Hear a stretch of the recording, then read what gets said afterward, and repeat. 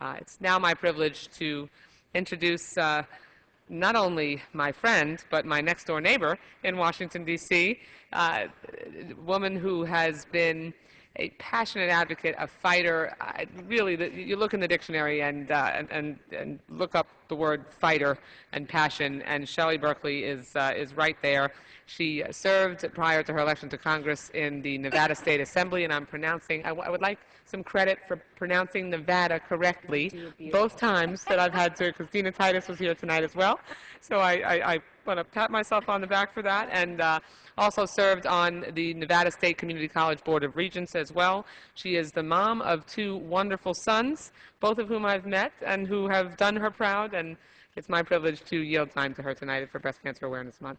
Thank you, Congresswoman. And I'd like to thank both Congresswoman Debbie Wasserman Schultz and my dear friend, Congresswoman Sue Myrick, for leading the charge. And a special thank you to Debbie.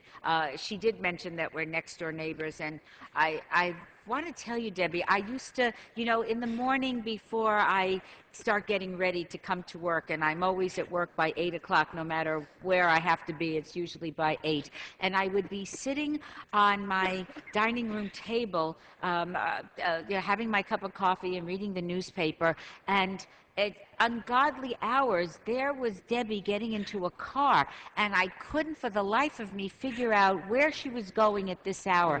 I said, where can this woman be going? But then by 8 o'clock, I would see her at whatever meeting we were at, and I never knew until you made that public disclosure of what you were going through, and that you were going through it by yourself, with your loved ones, but not sharing with your colleagues because you wanted to keep this personal and not tell people at that time. And I cannot tell you the admiration I have for you long before that, but particularly afterwards. And Sue, same thing. I recall distinctly when you were going through your treatments and how brave you were during that time, and it's an inspiration for all of us. This is a very important piece of legislation, and that's why I came to the floor at 9 o'clock in the evening. It's particularly personal to me. There isn't a woman in my family that has not died of cancer, of breast cancer. Both my grandmothers, all of my aunts, my mother. The worst day of my life is when my sister Wendy, 47 at the time, called me up and told me that she'd been diagnosed with cancer. Given the background of my family, listening to this, my knees buckled because I was so fearful of her fate. But because times have changed and there's early detection and better awareness of this dreaded, horrible disease, she was able to get the treatment that she needed. They practically killed her to cure her, but she's alive today and doing not only very well, but she just became a grandmother last Friday. And that could not have happened in my mother's generation or my grandmother's because they weren't aware of what they needed to do in order to protect themselves.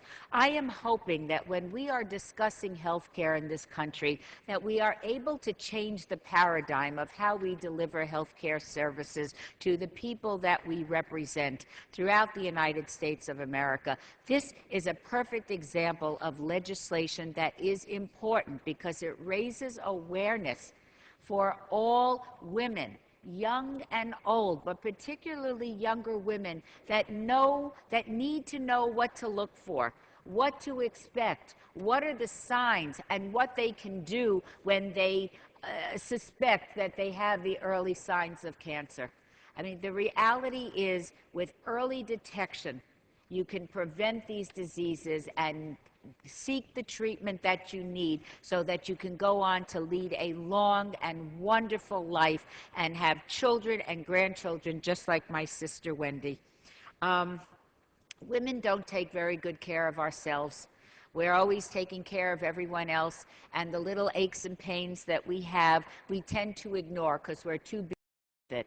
We cannot afford to let that happen because sometimes it's those little pains, those little bumps, those little things that we don't pay attention to that could ultimately lead us down a path that we don't want to go. If you have a sick mother, you have a sick family because in most cases, the mother is the linchpin of the family. If you're going to have a woman that doesn't take care of herself, doesn't know what the early signs of cancer are, doesn't know what to look for and what to do should they suspect, then they're not going to treat themselves, they're not going to have early detection, they're not going to have prevention of this disease, and the entire family is going to be harmed, and the loss to the family is dramatic. So I cannot thank you enough for introducing this legislation. I'm a proud co-sponsor. I look forward to being on the floor and voting for this and pressing that green button. And I thank you all, not only on behalf of the women in my family, those that have gone, those that are still here, and those that are yet to be born, and for the millions of other American women and families that this legislation is going to help and to save. And I thank you both for that. Thank you so much. Thank you, Congresswoman Berkley, for your leadership and for your friendship and for your neighborliness.